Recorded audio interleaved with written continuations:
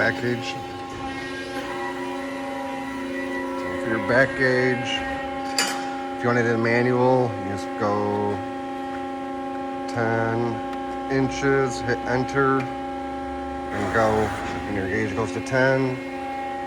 Or you can do 20, enter, I'll hit go.